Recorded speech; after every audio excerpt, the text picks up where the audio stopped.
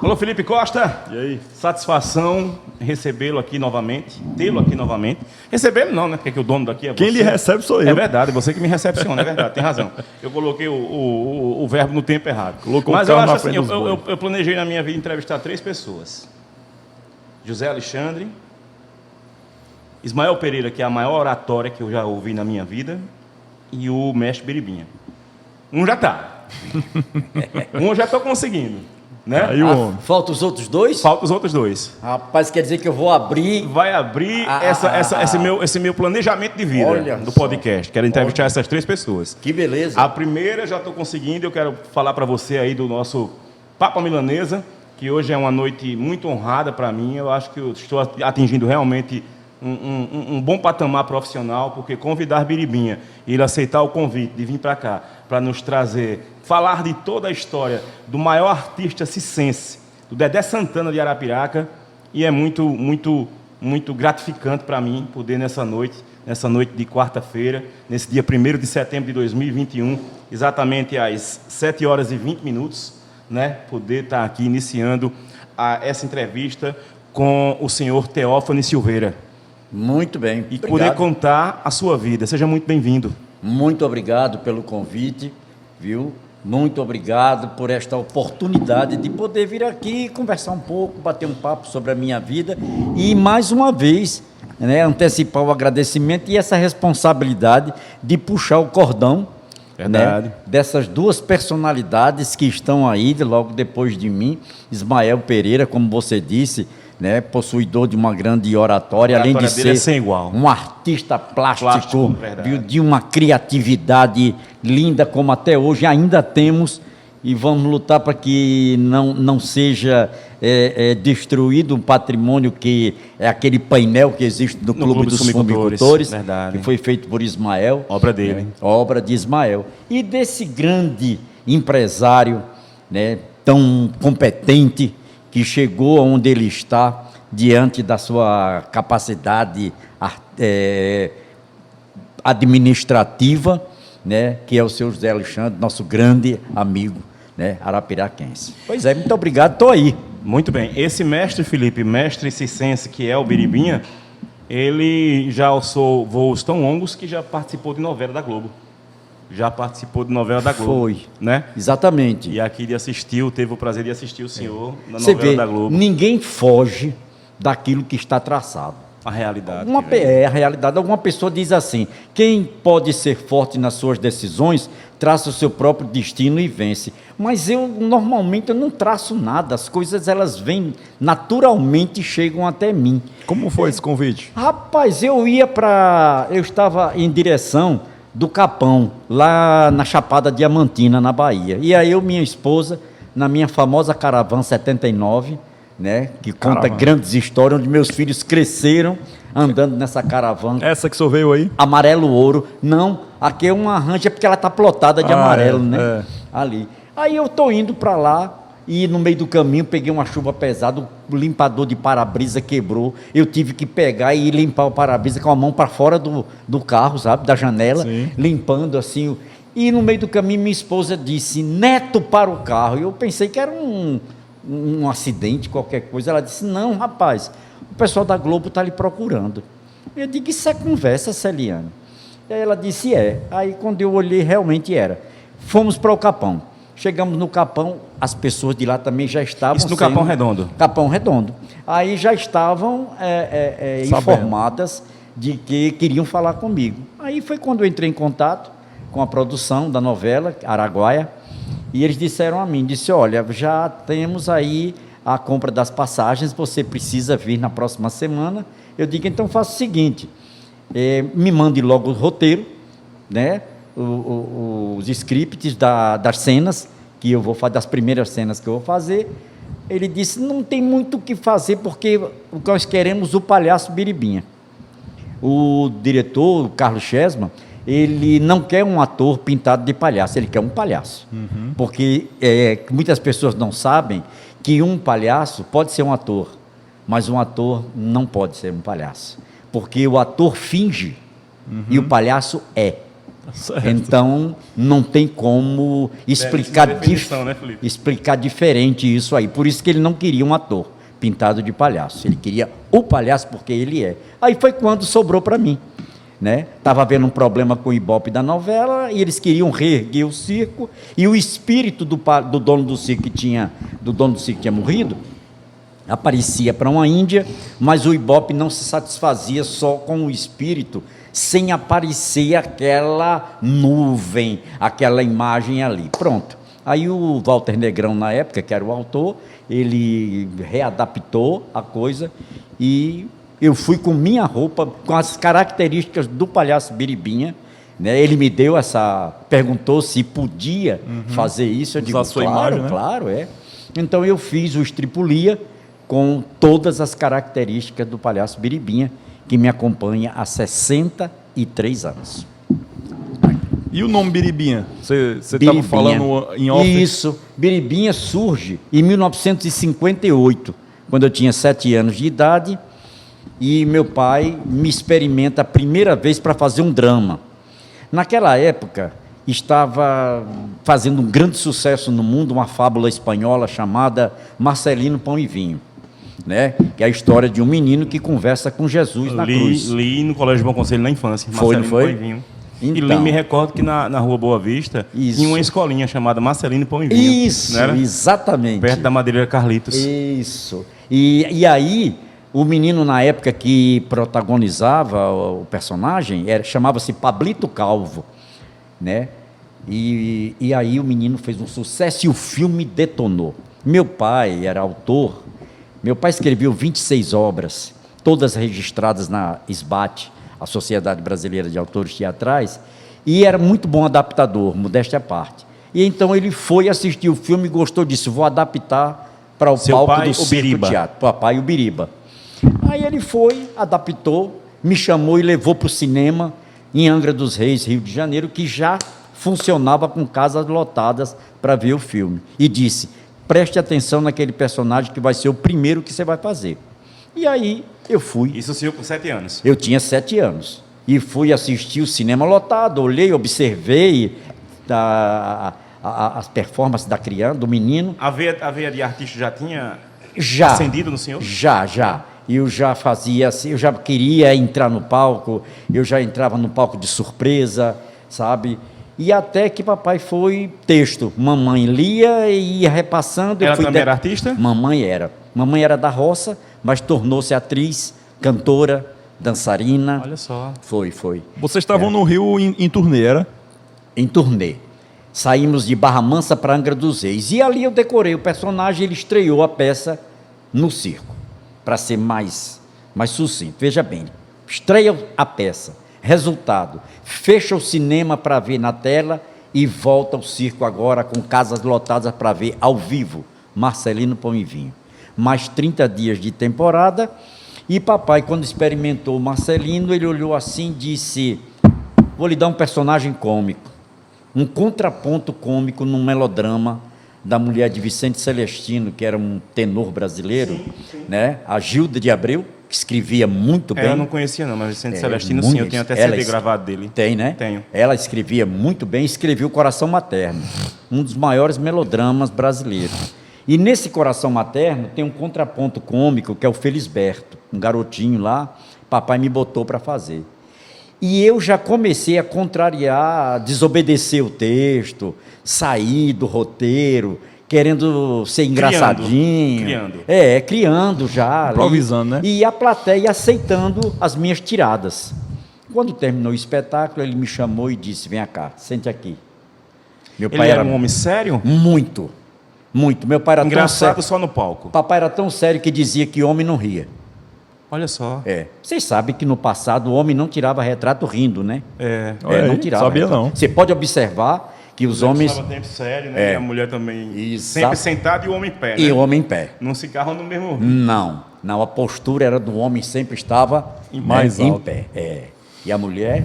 E não podia rir. E não ria. Então meu pai dizia que homem... pessoal, que coisa é essa? Homem não ri. Olha aqui. O cara trabalha, não sei o que dizer um negócio desse. Circo, não, e fazer palhaço. E ser criador de tudo, né? Rapaz, aí Eu disse, e aí, pai? Ele disse, é o seguinte, você conseguiu no Marcelino Pão e Vinho fazer o público chorar. E agora no Coração Materno fez o povo sorrir. Meu filho, escute bem essa. E vocês que estão aí nos assistindo. Quem faz rir, faz chorar, tem que ser palhaço. Porque você acabou de experimentar os dois lados diferentes da mesma moeda. E Olha aí só. começou a me colocar na frente dele e repassar um repertório do palhaço do circo tradicional. Eu comecei a aprender as anedotas, as entradas, as saídas, os finais, as piadas, os esquetes, ali aos 7 anos de idade. Nessa mesma cidade, depois do drama e da comédia, eu entro num matinê, às 16 horas, numa quinta-feira, no mês de março, em Angra dos Reis também, viu? Para fazer o meu palhaço. Que na hora de entrar não tinha nome. Eu ia entrar com a minha irmã Mércia, né? A matinê começava às 4 da tarde, né? 4, né? Terminando de 4, então o próximo espetáculo já não era mais matinê, chamava-se vesperal. Esse eu não conhecia. Pela manhã, matinê. Matinal. Matinal, às 10 da matinê manhã. e vesperal.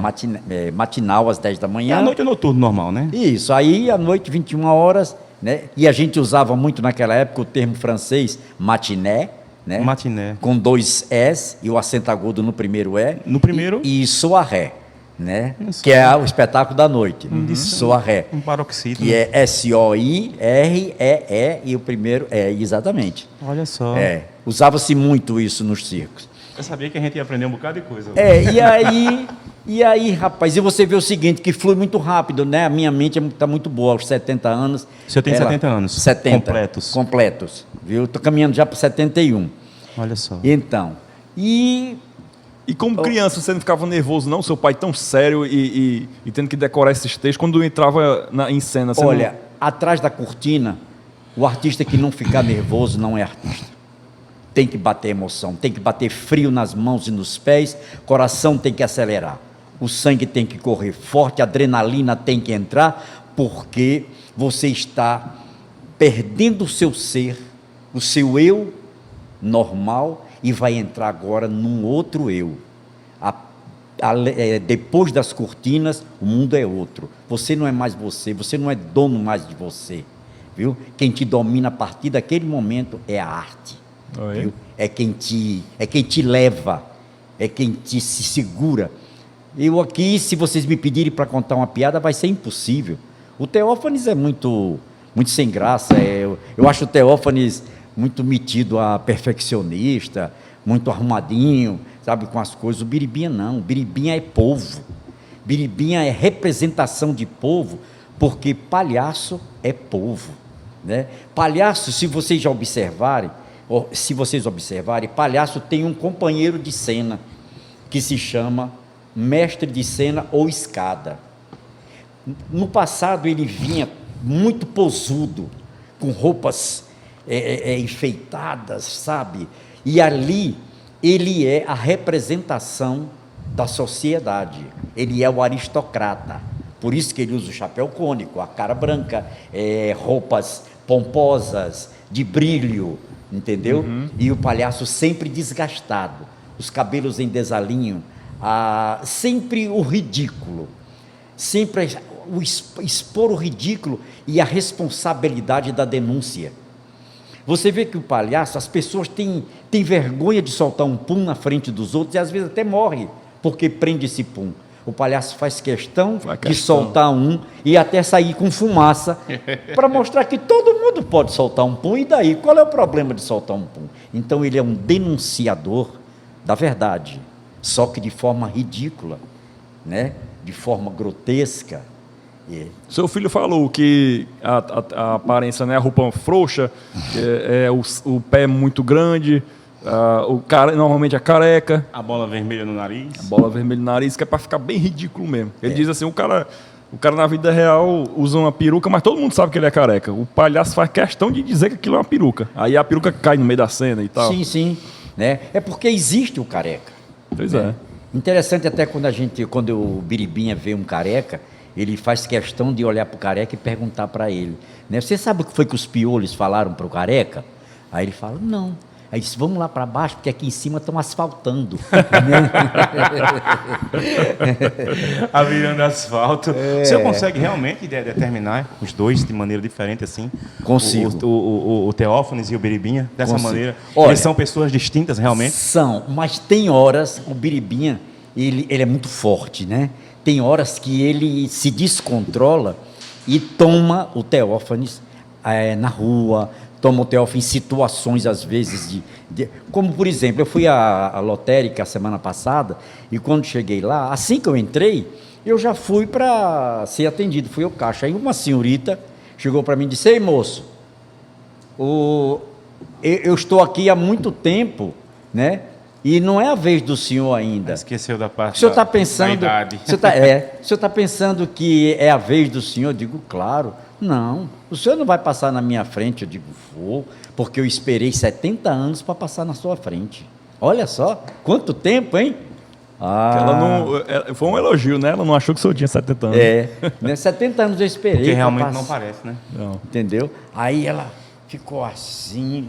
Peraí, vou pegar aqui uma coisa para mostrar para você que eu tenho realmente 70 anos. E eu jamais iria de encontro ao seu direito, aos direitos dos outros. Furar a fila, né? Furar a fila é um direito que me assiste.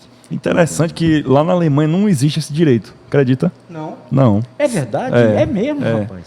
Eu fui no supermercado uma vez e tinha uma senhorinha, ela acho que tinha uns 90 anos já. Porque lá a qualidade de vida é muito boa, né? E acaba vivendo muito. Aí eu tentei dar a vez a ela, ela disse... Ela não entendeu. Eu ofereci, né, a frente, aí ela fez uma cara que não estava entendendo. Não, pode passar na minha frente. Ela, por quê? Não, porque a senhora é idosa. Aí ela, mas eu tenho muito tempo. Você vai trabalhar. Aí eu não trabalho, mas só sou aposentado, eu tenho tempo. Aí eu, que estranho, cara. Não é? País de primeiro mundo não tem esse direito que é coisa tão básica que se aplicar a regra, né? Não se aplica, né? Pois é. E aí o seu pai que foi que ele deu a oportunidade de virar o Biribinha, né? Que o senhor não disse ainda de onde é que veio o nome, que é do jogo de baralho, não é isso? Para o meu pai. O seu pai. E o Biribinha também, tem muitas pessoas até que dizem, né? Rapaz, vamos jogar hoje um Biribinha na casa de fulano de tal. Tem uma biriba. Que é aquele jogo de canastra, né? É isso. Aquele jogo de canastra, que eu gosto. E o meu pai, às vezes, jogava apostando caroço de feijão, né? Quando o pessoal dizia assim, vamos botar pelo menos uma moedinha, aqui assim, não, porque da moedinha passa para notinha, da notinha vai passar para o talão de cheque e depois vai passar para casa, documento, né? Documento, e então é melhor ficar no carocinho de feijão, que o máximo que pode acontecer é jogar na terra e nascer mais, né? Verdade. É semente. Aí ele gostava do jogo e você naturalmente virou o Biribinha, né? Ele era o Biriba. E o Biriba dele vem de um palhaço na Bahia. Só existia um Biriba, né? Se vocês não sabem, no passado, os sindicatos de artistas tinham uma exigência muito verdadeira. Você é Felipe, né?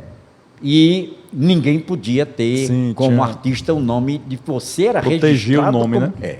Então existia um Biriba na época, meu pai adorava esse nome, ele queria ser Biriba. Quando ele abandonou a faculdade no 3º ano de Direito, que fugiu no Circo Guarani, 1939, no Circo Guarani, eu tenho até o panfleto do jornal, o recorte de jornal, primeiro recorte. Ele fugiu de qual jornal cidade? Meu pai. Ele estava em Salvador. Era Meu pai a terra era natal baiano, dele? ele era de Alagoinhas, né? Mas como naquela época ginásio e universidade só tinha em capitais, interior não tinha, né? Então ele saiu de Alagoinhas e foi cursar o ginásio, terminou o ginásio em Salvador, declamou um poema, que a vida da gente começa todo por esse poema, que chama-se Virtude ou Crime, é o nome do poema. Ele declamou, aí o diretor da Escola de Artes Cênicas chamou, Nelson, vem cá. O senhor lembra desse poema? Autor ignorado. É não, uma o senhor pena. lembra do poema de todo? Tá na mão? Todo. Pode recitar ele pra gente? Leva tempo. Mas você quer Tem que problema não. Tem não? Não. Declamo já. Ok. Declamo já. Pode ser até no final, quando Aqui quiser. está no lugar. Tá no HD, né? Tá no HD. Aí ele disse, eu não tenho condições de cursar a escola de artes cênicas. Ele disse, eu vou custear seus estudos. Ele estava terminando o ginasial para fazer, naquela época, o científico. E quando terminava o científico, vamos fazer um vestibular e tal. Aí ele fez cênicas, dali já começou a fazer teatro e tal. Até que ele, quando estava no 3º ano, foge no Circo Guarani, 1939. Enfim, e o poema era um poema que falava de um pintor célebre que tinha uma filha, e na cidade, fazer só uma explanação para que o pessoal entrar com mais facilidade no âmago da questão. Esse pintor, ele amava essa criança e era tudo na vida dele. De repente chega um circo na cidade e essa criança desaparece, e ele vem a entender que a criança foi levada pelo dono do circo. Sumiu, desapareceu, passaram-se anos, muitos anos. Ele abandonou os pincéis, as telas, entregou-se ao vício da embriaguez, né? E um belo dia o circo tem essa coisa, o circo vai e depois ele volta, né? Passa-se anos, ele volta novamente ali. E o circo voltou, o pintor, já virando quase morador de rua, passa pelo circo, olha, vê aquele barulho lá dentro, chama a atenção, ele entra. Quando ele entra, ele reconhece a filha e tudo começa assim. Ele mata o dono do circo, vai preso, e a história começa, o poema começa no tribunal de júri, onde tem um interlocutor, são 3 personagens nesse poema, um interlocutor, o juiz, que é o magistrado, e o réu, que é o pintor. E começa assim: num soberbo salão de um tribunal solene, um auditório imenso amutinado jaz, carpindo a sua ira aquela turba infrene contra um indefeso réu, um tímido rapaz. No seu banco sentado, o réu indiferente, à sombra de uma plebe idônita e cruel, dá-me a ideia triste do desgosto, mas que liba longos tragos o cálice do seu fel. Pendido sob o peito, amacerado rosto, branco como a lua em pleno e ameno céu. Dá-me a ideia triste do desgosto, mas que é a ideia do crime e de que réu. Termina a acusação, a turba audaz exprime a sua ira acesa que vai levantar-se. Enfim, o réu não nega o crime, mas pede para falar. Fala e diz assim: senhores, eu tinha uma filha, formosa como uma flor, um encanto, uma maravilha das obras do Criador, companheira estremecida dos dias da minha vida, relíquia santa e querida e de uma aliança de amor. Um dia, fatal lembrança, ó dia de eterno azar, faltou-me em casa criança, a alegria do meu lar, que o alvo do meu elevo, cujo rosto ameno e belo me servia de modelo, se um anjo eu queria pintar. Eu era artista, as pinturas eram as minhas paixões, tinha quadros, tinha gravuras, eu não dava por milhões, pois os vendi. Que insensato, vendi por preço barato. Mas o seu retrato, esse não. E com a esperança perdida, teria eu tentado a vida, se o crime do suicídio pudesse Deus perdoar. Um dia, no mês de agosto, perdida a esperança, perdida a fé, eu passo ao só portão de um grande circo ao pé. Ouço gritos e risadas, ouço agudas gargalhadas e palmas desentoadas, horripilantes até. Entro, quedo-me suspenso, ao ver-me num circo interno arrodeado de povo imenso, numa estúpida inovação. Era uma linda criança, cabelos fartos anéis, vestida de malhas finas e deslumbrantes oripés, que o impetuoso mandado de um saltimbanco malvado exibia no tablado sortes difíceis e cruéis. Coitadinha, era tão linda. Tinha um sinal carmesim, um sinal, lembro-me ainda, tinha minha filha. Oh sim, se um touro bravo partisse por entre aquela multidão, Se um raio do céu caísse de chofre naquele chão, não faria, com certeza, tamanho susto e surpresa como fez a ira acesa que me abrasava. E então, rompi por aquele enxame de feras e canibais, para vingar no infame os meus instintos paternais. Chegado que foi a arena, mais feroz que uma hiena, dei ao mundo uma nova cena a mais, louco, cego, desvairado, o saltimbanco estreitei e de arremesso ao tablado, o crânio lhe esmigalhei. Morreu logo. Eu queria ver tragar na agonia quanto fel de noite e dia nesses 6 anos do cárcere eu traguei. O resto, senhores jurados, o resto vós sabereis. Eu fui levado entre soldados como autor de um crime atroz. Um crime? Não, uma glória, um triunfo, uma vitória, porque honrei a memória dos meus pais e os meus avós. A minha defesa é esta: senhores, sentenciai, mas só dizer-vos me resta, lembrai-vos que eu era pai. E se sois, e sentir no seio, o ser pai eu não receio. Senhores, por favor, sentenciai. Cala-se o réu, chora o povo. Até eu chorei. Lágrimas de remorso e pesar. Emudeceu a turba, caso novo, juiz, jurados, todos a chorar. Levanta-se e exclama o magistrado, o juiz, o intérprete das leis dos tribunais, e fala: sou um pai como tu e estás perdoado. Que eu velho assim como sou, faria muito mais.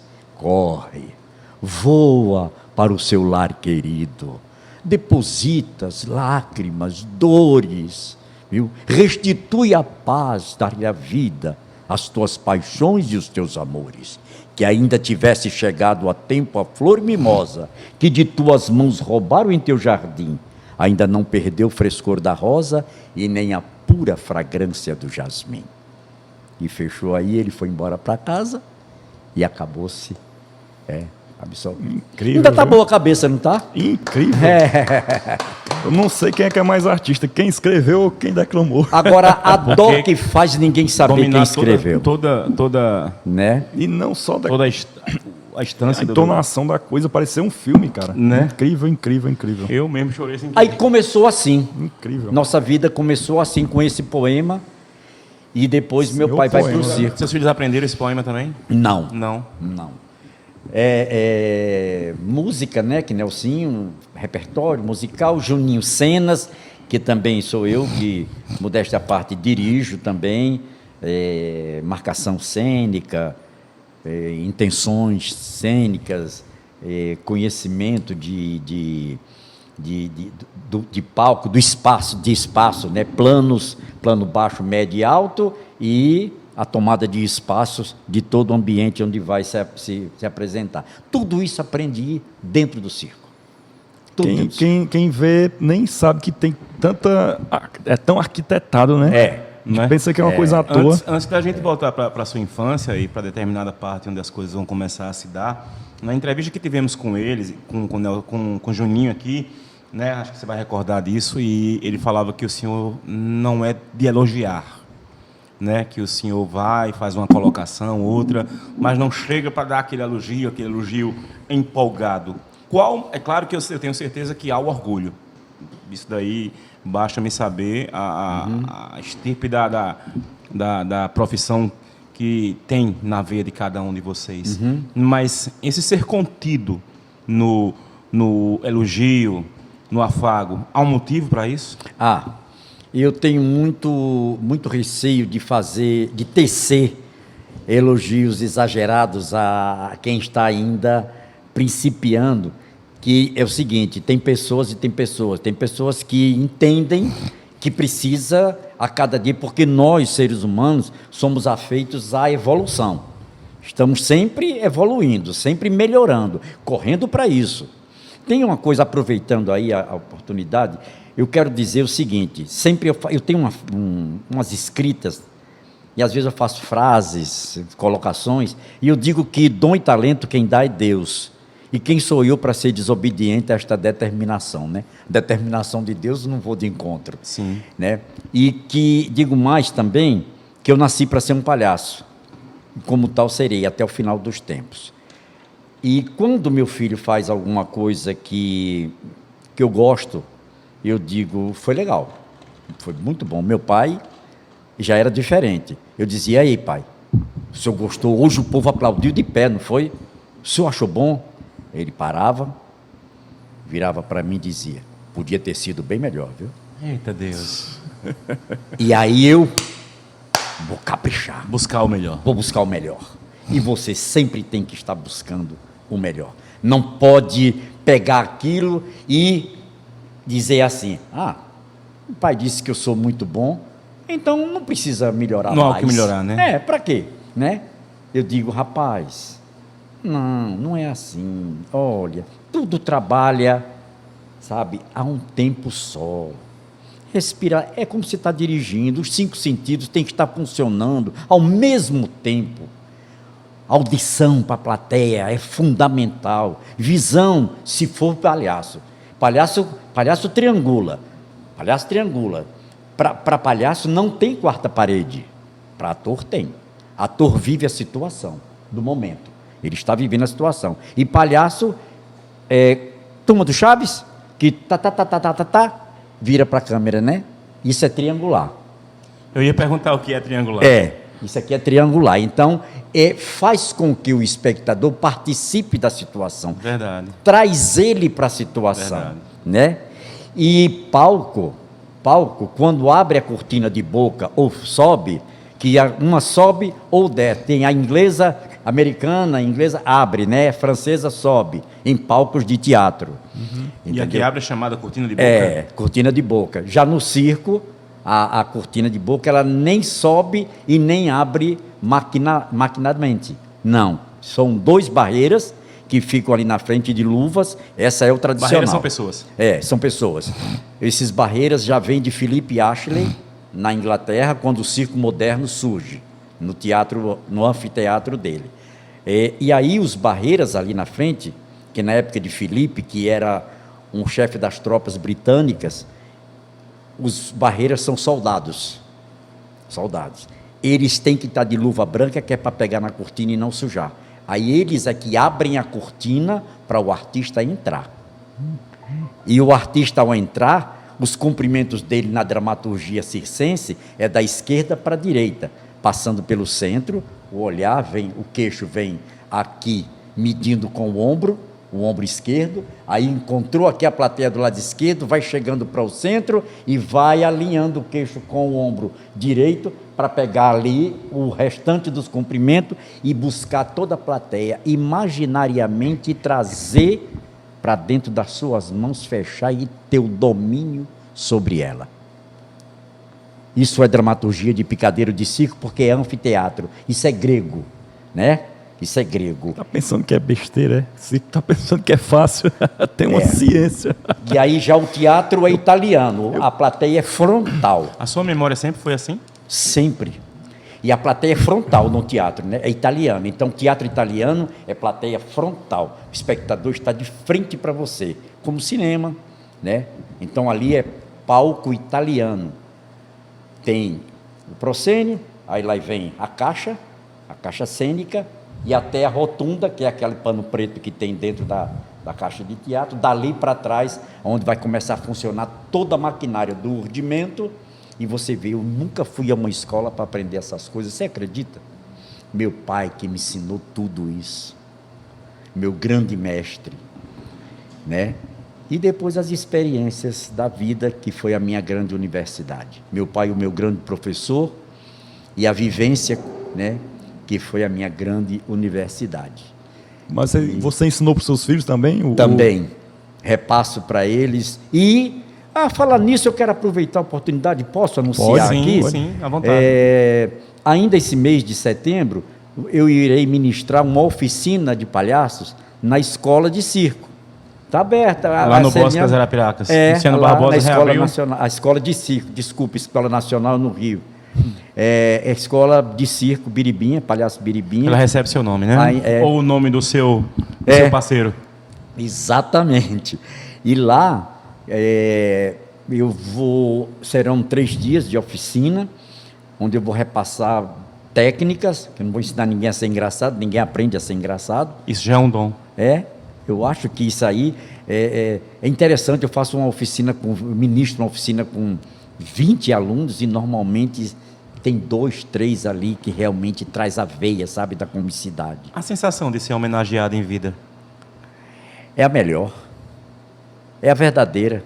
Eu não quero que ninguém... Apesar de eu não sei se vocês sabem que eu já tenho frase para minha lápide, né? Já? Já. Para minha, não. Para a lápide do Biri, lá onde vai... Porque o Biribinha, ele é eterno, né? Então vai ter que ser colocado os 2 nomes na lápide. Teófanes e Biribinha. Então lá tem uma frase que diz, né? É proibido chorar. Eita. Aqui repousa um palhaço. Como ministrar a saudade sem choro? Quem é que vai rir?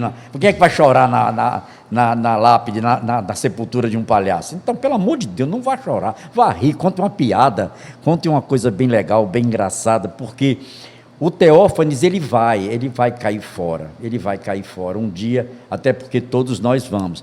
Mas Biribinha já se eternizou. Aí o Biribinha vai ficar ali como uma força que ele vai dar para o espírito do Teófanes, porque Biribinha é eterno, né? Agora, o espírito do Teófanes será muito bem homenageado, ajudado, né? Aliviado, vamos chamar assim, através do palhaço Biribinha. Qual a sensação mais forte que o senhor sentiu? Ser o palhaço que esteve na Globo ou ver os seus filhos na televisão? Ver os meus filhos na televisão. Porque eu passo a entender, a partir daquele momento, que as coisas que eu fui determinado a fazer não foram em vão. Então, eu começo a sentir a sensação do dever cumprido. Eu digo que as coisas que eu fiz foram certas. E ainda puxo na orelha, viu? Ainda puxo. Já foi dito aqui. Já foi dito aqui. Eu puxo na orelha. Eu puxo. Quando eu não gosto, eles sabem. E eu saio, opa, beleza. Aí vou saindo, pai. Eu digo, tchau, Deus abençoe, viu? Não vamos conversar muito não, depois a gente bate um papo. É preciso segurar. Não pode. Não foi assim que vocês aprenderam. Papai não me ensinou assim. Eu não repassei para vocês. O caminho que eu ando, né, não é caminho que vai dar num abismo. O filho segue os passos do pai. Então o pai não vai andar por um caminho. Pode andar por um caminho cheio de trilhas, altos e baixos, curvas, não é? Mas nunca que vai cair num abismo, jamais. Eu não quero ver... eu gosto de ver, por exemplo, da última vez que estivemos no Teatro Municipal de São Paulo, né? E fomos convidados de novo esse ano para participar chama-se Gala, de homenagem ao Dia do Palhaço, que é 10 de dezembro, né? É o dia que se homenageia o palhaço no Brasil, em homenagem a Piolim. Aliás, perdão, Piolim não. Piolim é 27 de março, que é o Dia do Palhaço no Brasil, que se comemora o aniversário de vida dele. Aí o teatro estava parado, muitos números, que jogar um circo dentro de um teatro, um espetáculo circense num palco de um teatro, precisa uma habilidade de direção muito grande para que... Porque o espaço é reduzido, né? Muito reduzido. E aí o público já na metade do espetáculo já começava a adormecer, cochilar, e daqui a pouco jogou eu e o Michuruca e o Biribinha. Aí eu coloquei uma sirene num capacete de construção, eu fiz aqui, aprontei aqui em Arapiraca, foi uma cena que eu criei, um capacete com uma sirene de ambulância aqui no meu capacete e giroflex. Aqui em cima. Quando eu entrei, mas o Juninho com as plaquinhas que eu pintei, que eu queria começar a tocar Asa Branca com o Júnior, mas eu queria queria ver uma ressonância de respiração com 1.300 pessoas dentro do teatro, estava super lotado, Teatro Municipal de São Paulo. E aí eu entrei assim, fazendo essas zoadas. Pronto, quem estava dormindo ou querendo dormir, acordou com essa ambulância de palhaço ali. E aí Juninho, com as plaquinhas, ele foi administrando em uníssono, esse eu regi até ele entrar com asa branca nos chocalhos e eu passar a segui-lo com a batedeira de bolo e uma colher de pau, aqui assim do outro lado da boca, né? Ampliando isso aí. Eu já estou com algumas criações, que essa pandemia, ao ficar muito tempo dentro de casa, a mente foi obrigada a trabalhar. A mente foi obrigada a trabalhar mais, O circo deve voltar em outubro, né? São 1 ano e 4 meses, já vai fazer agora 1 ano e 5 meses de portas fechadas, viu? E acho que ainda não está no tempo certo. Eu acho que eu vou esperar vacinar um pouco mais para poder entrar mais garantido, sabe? Não trabalhar com tanta restrição, porque eu só tenho 400 cadeiras, meu ambiente é pequeno, e aí se eu trabalhar com a restrição de 50%, são 200 cadeiras com um preço baixo para cobrir 15 pessoas no elenco, vistoria de corpo de bombeiros, projeto de bombeiros, aluguel de terreno, transporte, alimentação, hospedagem, água, luz, sabe? Água, energia. Então, ainda acho que se sair agora é prejuízo. Então, a cabeça está trabalhando mais, novos números estão surgindo, estamos montando, consertando iluminação, som, buscando novas músicas, viu? Biribinha, nesse 1 ano, 1 ano e meio aí quase de pandemia, os artistas, claro, não estavam vendo esse espetáculo, mas eu acredito que tem que continuar treinando, né? Porque o malabarista, o trapezista, eles têm que continuar treinando, né? Sim. E como é? Eles ficavam treinando dentro do circo fechado? Olha, alguns circos ficaram com suas lonas armadas. Alguns ficaram com suas lonas armadas. E eu não, porque eu tive um problema aqui em Arapiraca, um bom e outro ruim. O bom é que eu não estava itinerando fora da nossa cidade.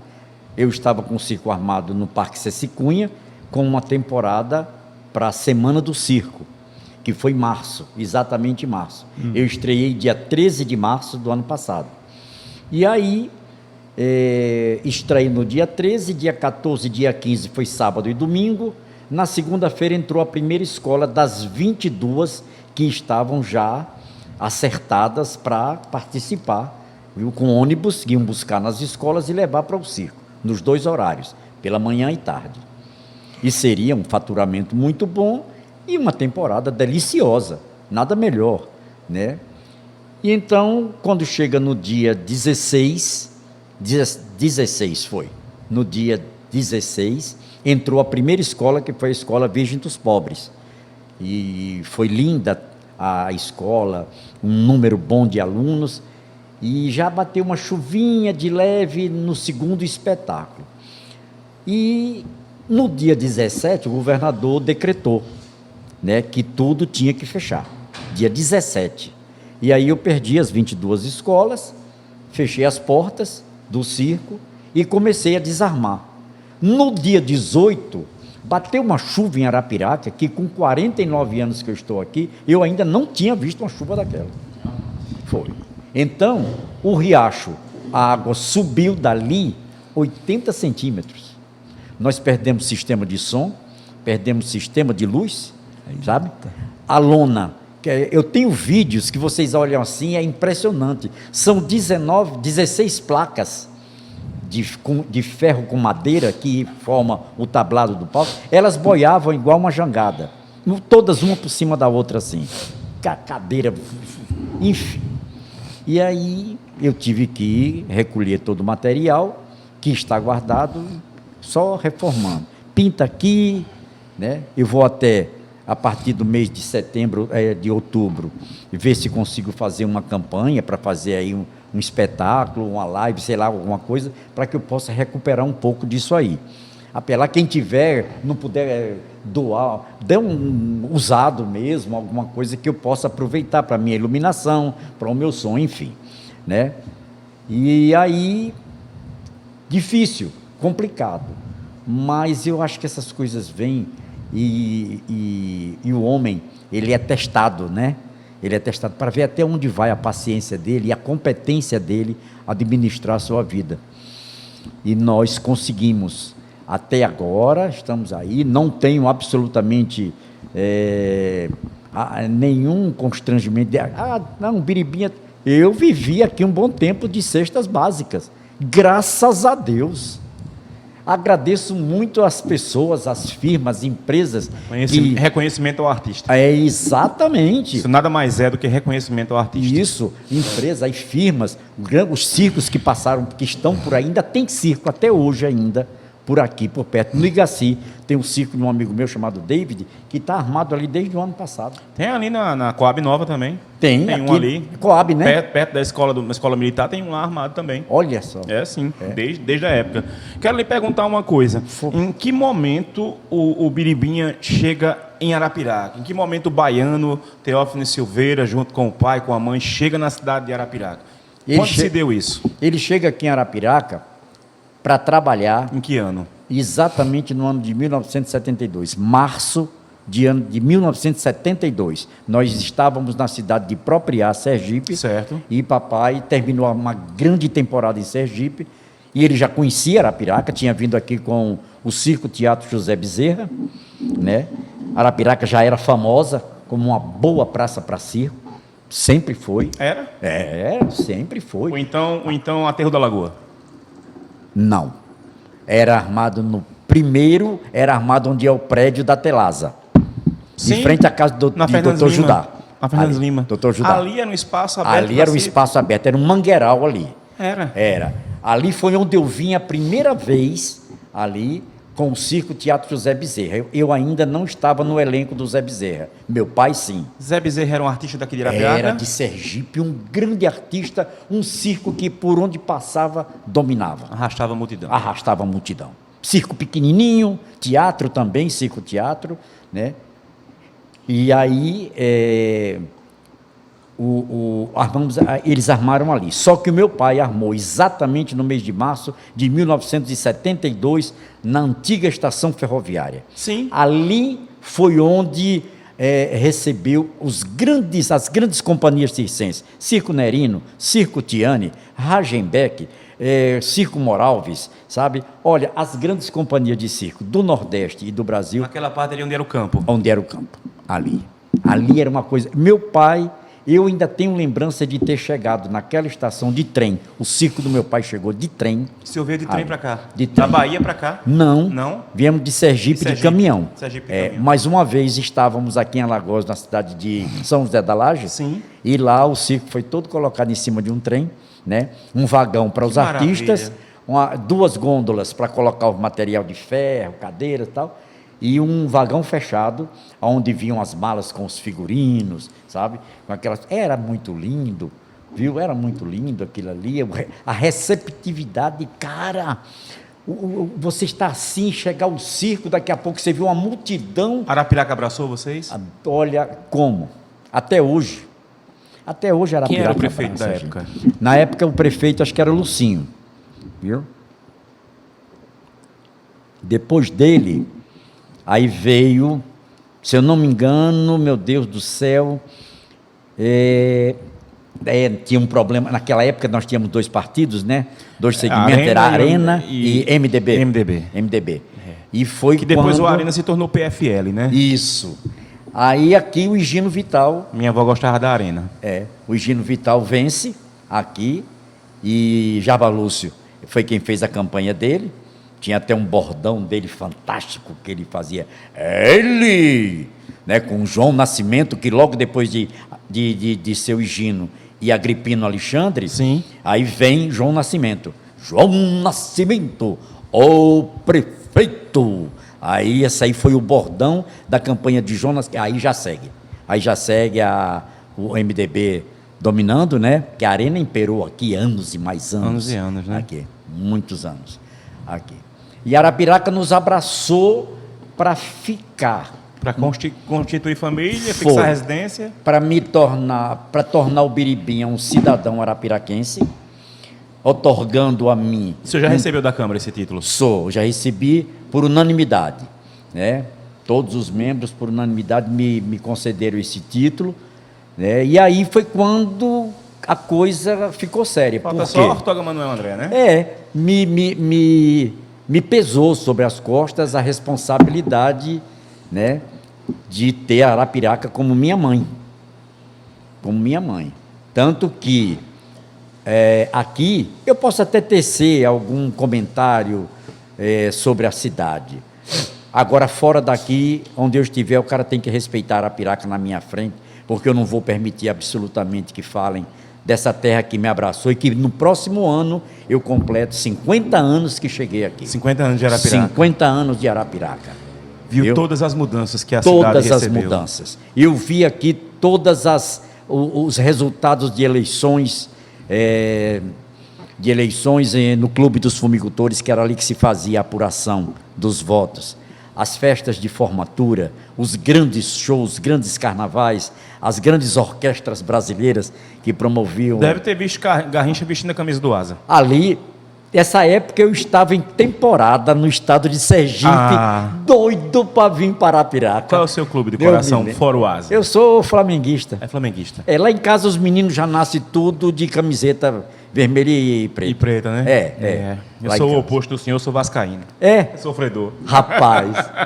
Rapaz, eu vou dizer, eu tinha um cunhado que era vascaíno, e toda vez que o grande clássico, né, ia jogar no Rio de Janeiro, nós tínhamos uma aposta.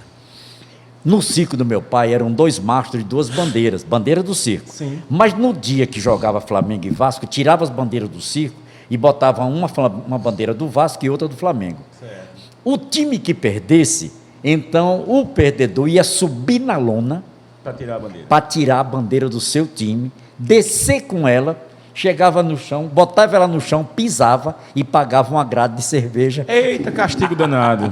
Para o ganhador. Para o ganhador. Era o Cícero Acadias. E era bico seco ou o que perdeu podia beber? Hã? O que perdeu podia beber ou era bico seco? Não, tinha que ficar vendo. Era bico Eita, seco. bico seco. Tinha que ficar olhando o cara.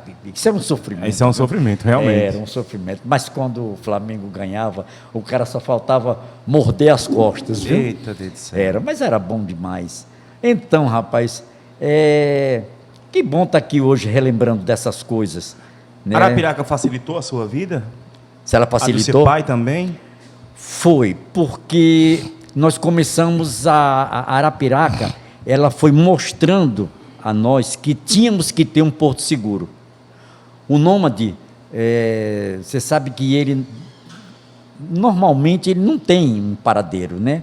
Ele sempre está em mudanças. Mas Arapiraca fez entender a mim, quando eu me casei, a primeira vez, com a mãe de Nelsinho, Juninho, Elga e Daniela. O senhor que ensinou ela a cantar ou ela já sabia? A Olga? Sim. A Olga já cantava. Já cantava. Já. A Olga já cantava. Quando eu comecei a namorar com Olga, foi em Craíbas, numa festa que aconteceu lá. Então eu já vi Olga cantando músicas de Vanderleia. Uma linda voz. Sim, sim. Sabe? Uma voz belíssima, com muito sentimento, afinadíssima, muito afinada, entendeu?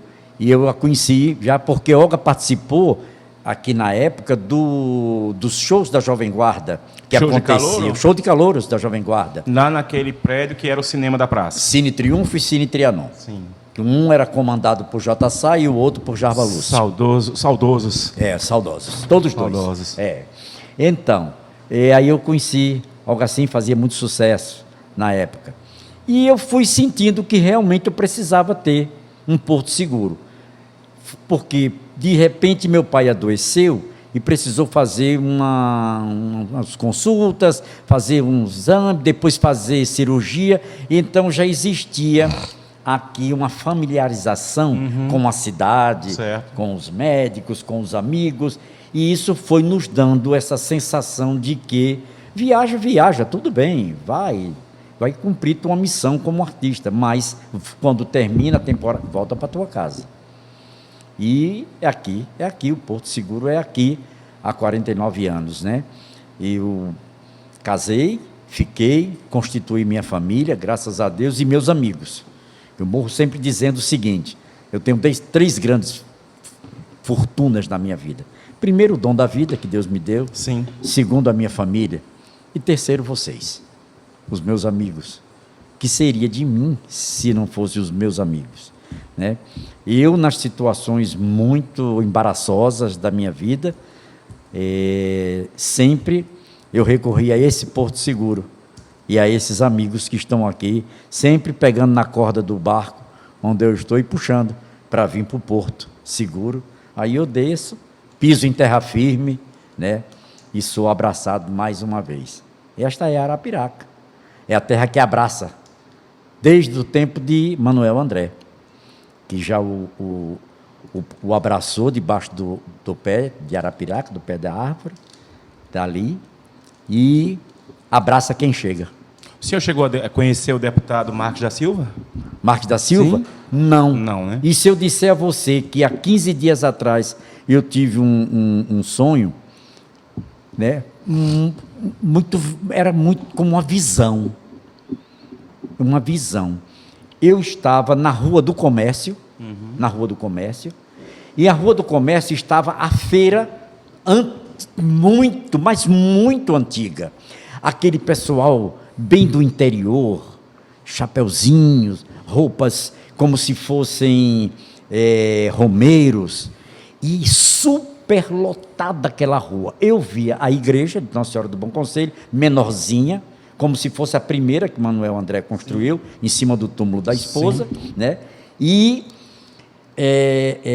eu estava nessa, quando de repente passa por mim e muitas pessoas, um homem com um chapéu de palha na cabeça e uma garruncha na mão. Aquelas pistolas que eram soca-tempero, né? Assim, ele com ela na mão aqui, escondendo ela na perna, apoiando ela na perna, aliás, e outros homens atrás, como que estavam dando suporte a ele. Mas aí não é uma visão do acontecido realmente, não? Olha, e aí o que é que acontece depois dessa visão? Ele vai. Quando ele passa por mim, eu disse assim, daqui a pouco eu vou escutar o tiro. Eu disse. E ele, quando dobra a esquina, subindo em uma daquelas ruas, não era Aníbal Lima, era a outra, lá da frente, subindo em direção... Lima. Quando ele sobe ali, eu escuto de longe o tiro. Ouvi o tiro. No tiro eu despertei, me acordei. E me acordei com a sensação de que era o sujeito que estava planejando a morte de Marcos da Silva, que foi ali na praça. Na Praça Marcos. Ali na praça. Ali. Interessante demais. Não cheguei a conhecê-lo. Quando o senhor chegou, ele já tinha morrido? Já tinha morrido. Quando eu cheguei, ainda tinha a fonte. A fonte luminosa. A fonte onde o seu João Lúcio, né, ficava sentado com a família, que ele mandou construir exatamente ali, ficava sentado. Era luminosa, né? A noite ela ficava acesa, né? Aquilo era um atrativo na cidade, né? Era, com certeza. Aí, nessa época, eu não me lembro mais. Eu sei que eu conheci ali o Hotel Estrela, né? Onde é o Bradesco hoje. Um tempo foi o Cine Leão. Que depois, foi um cinema também? Cinema, onde passou a ser depois o almoxarifado da Casal. Ali, um bom tempo. Ali. E... O Cine Trianon também de frente, né? Que era primeiro, acho que era uma oficina do seu José Ferreira da Silva, eu acho, né? O pai de Leninha, que era a esposa de Benjamin da Lotérica. Sim. Aqui. E ali, a primeira vez que papai veio, no Circo Bezerra, eu me lembro que eu era muito pequeno, e eu pegava as roupas do meu pai, os ternos dele assim, e atravessava a Praça Marques da Silva, passava por ali pela Rio Branco, ia pela Praça da Prefeitura, para sair onde é o prédio da Telasa, onde eu falei que era o Mangueiral. Sim. Tinha no meio um campinho. Os meninos ficavam doidos quando chegava um circo, porque acabava o campinho, acabava a pelada, né? Ali. Pois é. E a Arapiraca, ela tem assim uma importância muito grande na minha vida. Primeiro, quando eu cheguei, eu achei que aqui era a terra prometida. Por quê? Porque aqui eu encontrei tudo que eu mais gosto de fazer quando eu cheguei, que é a arte e a cultura. Eu encontrei aqui um carnaval com desfile de escola de samba, desfile de muitos blocos, onde eu tive a oportunidade de desfilar em alguns, Tengo-Tengo, Bafo da Onça, Bandinha do Dedé, sabe? Aqui, a 30 de outubro, que era a escola de samba, que desfilava ali na Rua do Comércio. Aqui nós tínhamos 2 shows de calouros, festa de pastoril, né? Pastoril. Festa de para São José, que era administrado pelas irmãs do J. Sá, e J. Sá é quem preparava toda a cenografia, todas aquelas coisas. O azul e o encarnado. Isso. O primeiro som ouvido ali na Arapiraca, que era na Praça Marques, que era a antena de publicidade, que era do J. Sá, da casa dele, que era ali na Praça Marques. Sim. Então, dali, ele fez uma fiação e tinha umas caixinhas de som, onde ele conseguia patrocínios de lojas e anunciava loja fulano de tal, loja fulano de A tal. locução que eu faço hoje no carro de som, Isso. ele fazia na própria casa. Na praça, ali. O primeiro som ouvido aqui de publicidade assim, era antena de publicidade. Mas o som era um som bom? Não, Tinha era muita aquele qualidade. sonzinho, né, com pouca qualidade. Caixinhas, cada uma com um alto-falantezinho, Sim. né? Assim, espalhadas por ali nos arredores, mas as pessoas... Quando o senhor iam... diz o primeiro som, o primeiro som elétrico, o senhor diz, o primeiro alto-falante? Falante, assim. Que eu me lembro, foi esse daí. E lá mais na frente, onde tem hoje a Livraria Globo, se eu não me engano, era a sorveteria Pinguim. Pinguim, que Do agora seu- é na Praça da Prefeitura. Que era do seu Mário e da Dona Ivete. Era. Ali. Os primeiros donos, né? Isso, que ali foi onde tinha... Ali era onde era o ponto de encontro, o point. Era o combinado, né? O Era o sorvete chamado combinado, né? combinado Pinguim, né? Que era um combinado Sorvete de Pinguim. coco com ameixa e cobertura de goiaba. E doce de Exatamente. goiaba. Pense numa delícia. Eu Ali. tomei e realmente Era muito fantástico. bom. Ainda hoje tem lá. Ainda Tem. hoje tem. Na Praça da Prefeitura, na Pinguim, Praça que da agora é do Romero. Né? Uhum. Um grande abraço, nosso amigo Romero e da dona André, sua esposa. Mas eu lembro com muita alegria da época da Pinguim Lanches. Né? Uhum. Queria lembrar de outra lanchonete também, que era de uma senhora baixinha, encurvada, que ficava ali na esquina onde agora é a Droga Lima, ali em frente ao Banco Santander, no cruzamento da Rua Sim. Estudante com a Fernando Lima. O senhor lembra de uma senhorazinha Tinha. curvadinha que tinha uma lanchonete, mas eu não consigo lembrar o nome da lanchonete dela. Então, assim, trago muitas lembranças de Arapiraca. E a nesses churrascaria tempos áureos. Potiguar, que Da tinha ali ao Potiguar lado. também, sim, essa churrascaria Potiguar, que eu lembro de um vaqueirão que ficava lá, o povo chamava ele de Paulo. Paulo. Não era um negrão alto, grande, de chapéu, que só tomava cerveja Antártica. Eu me lembro dele. Ele não tomava outra cerveja, só Antártica. Tomava Antártica. Só tomava Antártica. Aí parava assim, ficava degustando Degustando assim, ela, bem- bigode grande. Bigodão, sabe? ó. Sujeito de poucas palavras. Isso. Sério. Mas eu tenho uma visão, a lembrança dele sentado. Ele ficava na mesa ali, logo na frente, sentado ali, com um chapéu que ele não tirava da cabeça. Né? Grande, ele devia ter 1,90 m por aí. E sempre tomando Antártica. Eu olhava assim, ele disse, esse cara só toma essa cerveja desse rótulo azul. Era Joyce Pinguinzinho, né? Um rótulo azul. E eu guardo isso com grande memória. Olha, grande memória. Felipe e Wendel, eu tenho assim, no momento, eu fico muito triste, porque quem viu essa cidade com todas essas manifestações artísticas, culturais e muito mais, eu vi que com o decorrer do tempo, o avanço, a evolução, o crescimento, né, da cidade, essas coisas foram desaparecendo. Verdade. Sei que outras foram chegando, sabe? Mas aqui nós tínhamos uma feira de arte no Largo Dom Fernando Gomes, né? E que movimentava muito, né, essa coisa do artesanato, coisa da arte plástica, dos shows artísticos, isso. Da Paixão de Cristo. Isso. Então essas coisas, vocês podem observar que isso tem se acabado. É. Não se vê mais. E não tem mais A apoio. cultura está sendo engolida. É isso, Né? completamente. E isso tem me deixado triste. Cheguei até o ponto, né, de pensar em ir embora.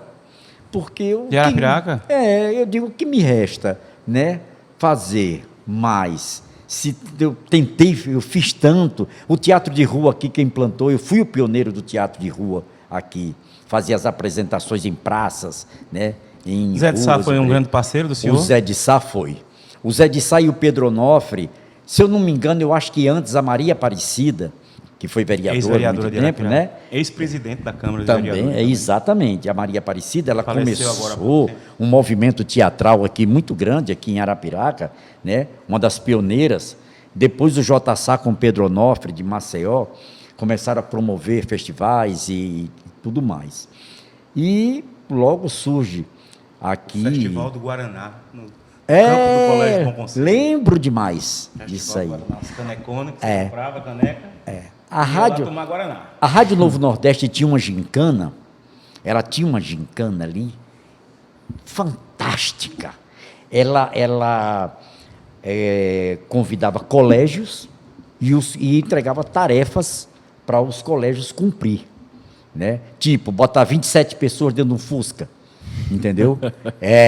Você precisava ver cada tarefa. Isso superlotava aquela região ali.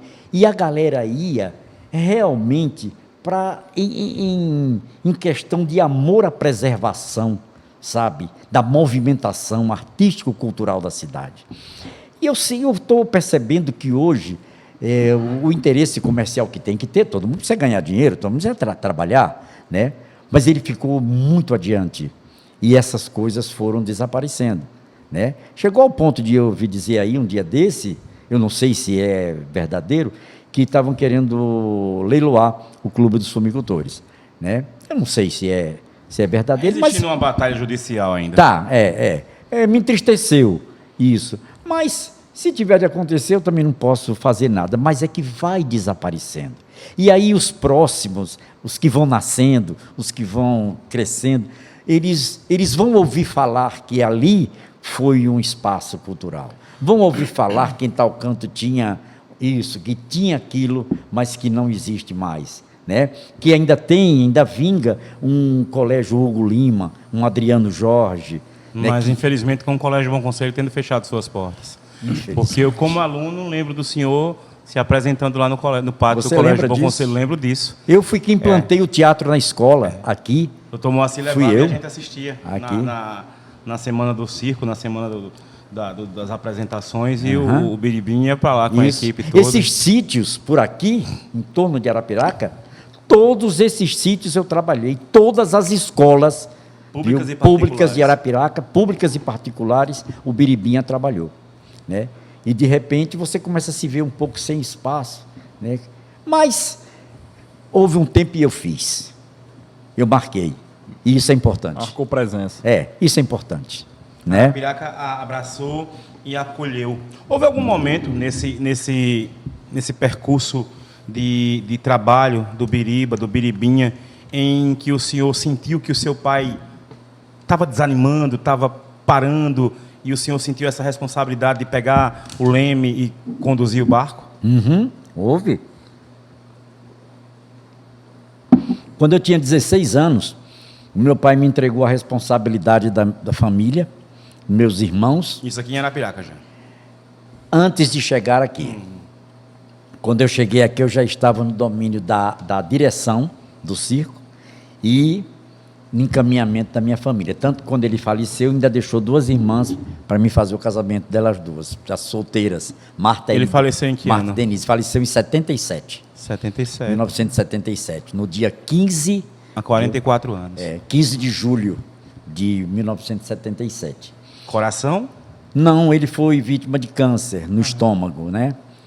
E aí, ele me chamou e disse, olha, Neto, eu vou ficar por aqui junto com você, ele orientando. O senhor é chamado de Neto por quê? Ele chamava Neto e a minha avó, a mãe de minha mãe, me chamava de Neto, meu netinho. Meu netinho. E meu netinho pegou que até hoje as minhas irmãs lá do Rio de Janeiro, sobrinhas, todos só me chamam de netinho. Minhas irmãs também aqui, todas só me chamam de netinho. E por causa da minha avó, né? Mas eu sou mais, assim, para os íntimos é mais Neto. E Teófanes nunca. Nunca foi chamado assim? É muito difícil. Só fez ocupar a identidade. Tem horas que, se me chamar Teófanes, eu não atendo. Teófanes. É o Biribinha mesmo. Então, o papai me entregou a responsabilidade da família e do circo, né? Muito novo, eu chegava, toda cidade que a gente chegava, a gente estudava, né? Toda cidade. Papai queria que o horário do dia nós fôssemos, pelo menos ele dizia, pelo menos tem que aprender a fazer uma carta e ler outra. Até que chegou um momento que eu disse, pai, não dá mais para continuar. Eu tive muita vontade de me formar, eu queria ser médico, né? Mas aí eu vi que não dava para continuar nessa ilusão. Ele disse: meu filho, faça o seguinte, você quer estudar, quer saber, leia, durma livro, acorde livro, coma livro, sabe? Onde você estiver, sempre tenha na sua mão um livro. O livro vai te levar aonde você nunca pensou de ir. Viu? Depois que você lê, fecha os olhos que tu vai. E nas nos teus pensamentos, você vai conseguir chegar lá. Tanto que eu não consegui fazer meu ensino médio completo. Não consegui. Eu fiz o primário completo viajando, com muita dificuldade, porque nós, circenses, sempre fomos discriminados, né? Isso vem de muito tempo. E, ao mesmo tempo, autodidatas, né? Porque o artista circense ele é considerado, a profissão circense é considerada marginalizada. Não que nós sejamos marginais, bandidos, não, porque nós vivemos à margem da sociedade. Porque chegamos aqui e depois vamos embora. Os nômades. Os nômades. E então, sempre nós fomos assim, não fomos tratados assim com bons olhos, as pessoas não confiam muito na gente. Hoje, porque a situação melhorou muito, tem muitos circos ricos, milionários aí. Esse mesmo que esteve aqui, o Máximos, né? Máximos é riquíssimo, mora lá em Lobato, em Santa Catarina, muito rico e tal. Hoje já existe mais uma certa consideração, eu não sei se respeito, né? Mas você sabe que aonde o dinheiro chega, fala mais alto, né? É que nem meu irmão diz, dinheiro e porrada, se for pouco não, mas se for muito resolve as coisas, né? Bem rapidinho. Então meu pai me entregou essa responsabilidade. Eu ficava, cara, na sala de aula, pensava que não, via uma pessoa chegar na porta, eu conhecia, era um dos artistas do circo, aí fazia assim, que estava esperando já, o carro estava na porta do colégio para me levar para o circo, né? Eu fazendo prova, aí fazia as pressas, não tem condição de continuar mais assim. Terminei meu ginásio, né?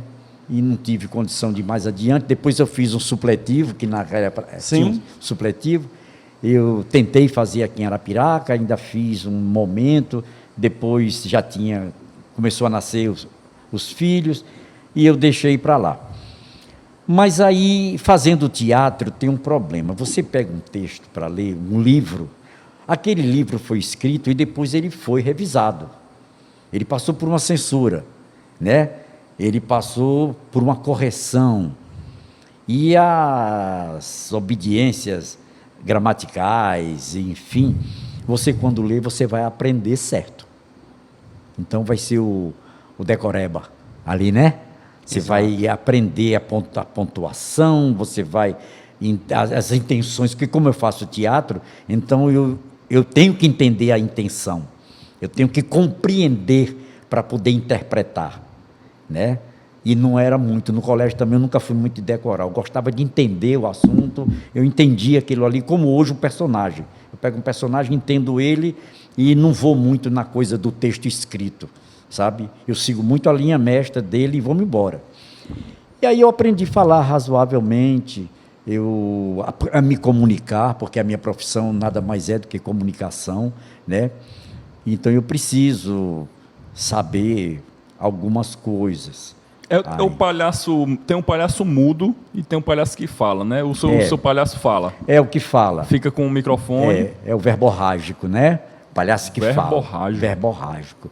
E o palhaço mímico, né? Ou pantomímico.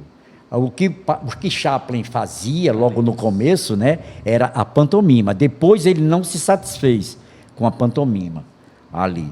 Aí ele começou a permitir a pantomima ao elenco. E o texto, ele permitia que eles... Observe os filmes de Chaplin, que você vê os personagens assim, ó. Né?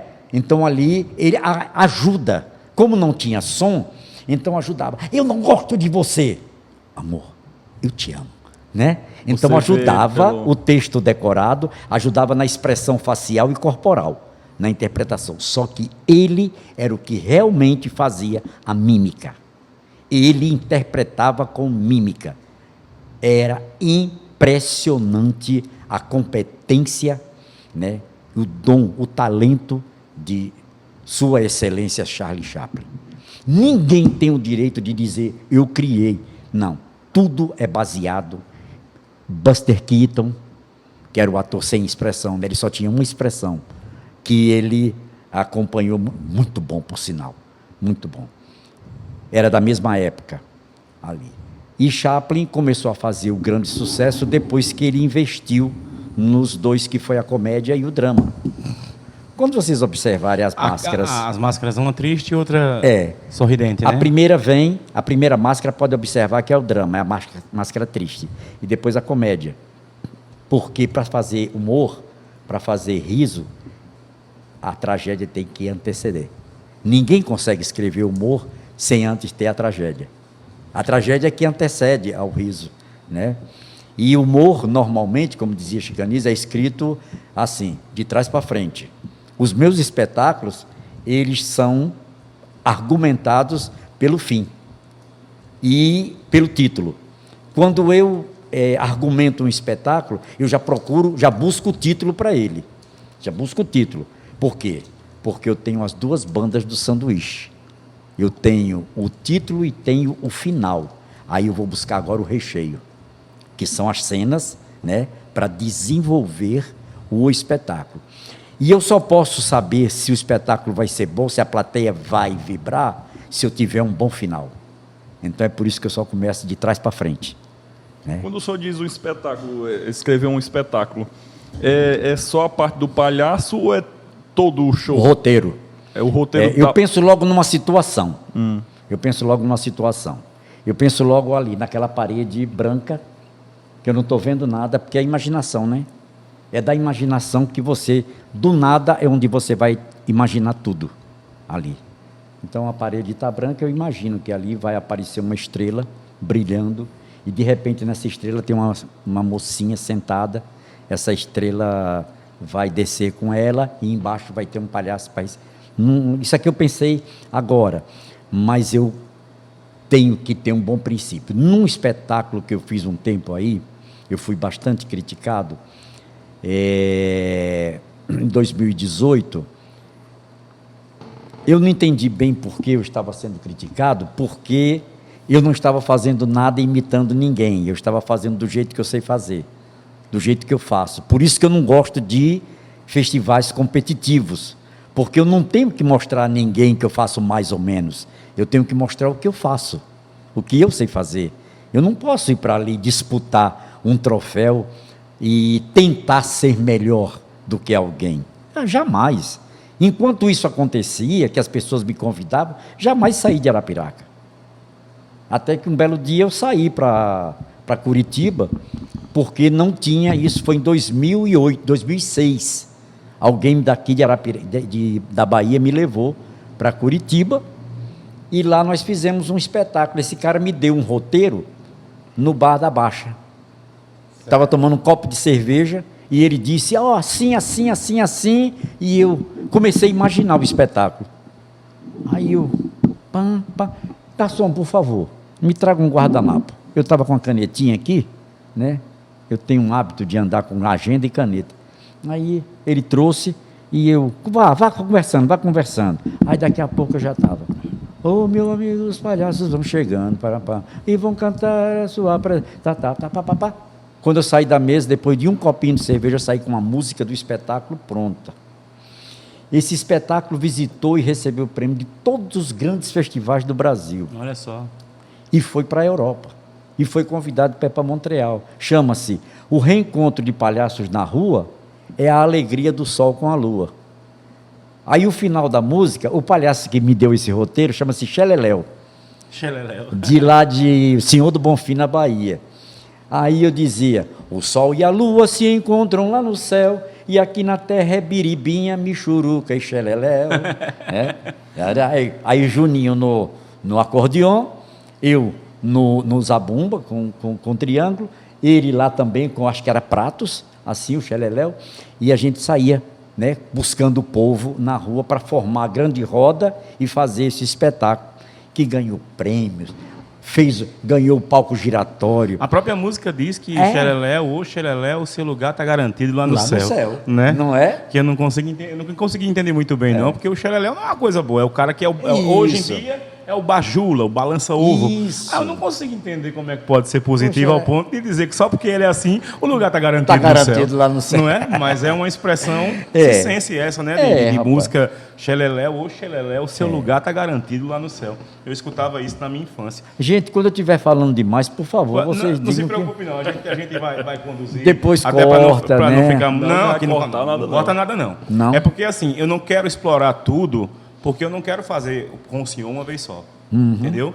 Eu sei que é necessário que a gente tenha, né, Felipe? Uma parte 2 de Biribinha. Porque não dá, é impossível contar a sua história em um programa só. É, sim. Não tem como. Então, É verdade. por isso que a gente não busca tanta coisa, né? E deixa as coisas para outra parte. E eu quero pedir, desculpe ter Sim, interrompido, sim. não esqueça seu raciocínio. Sim. Eu quero pedir desculpa a vocês e a quem vai nos assistir depois, que estiver nos assistindo, por favor. Seguinte. Amanhã, às 19 horas, já vai estar no. Já.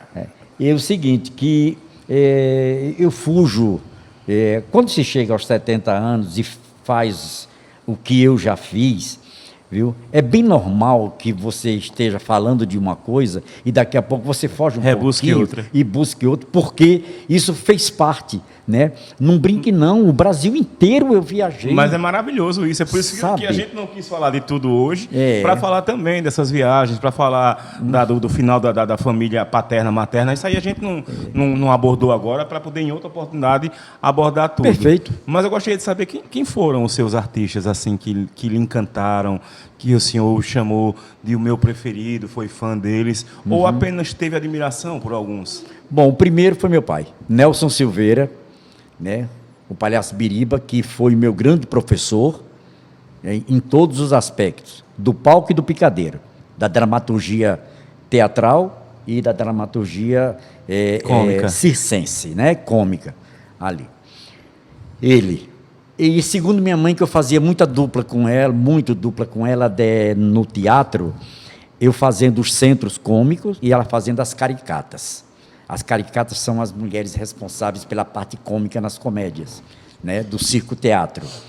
E eu fazia sempre o centro cômico, velhinho, ridículo e tal, junto com ela, assim.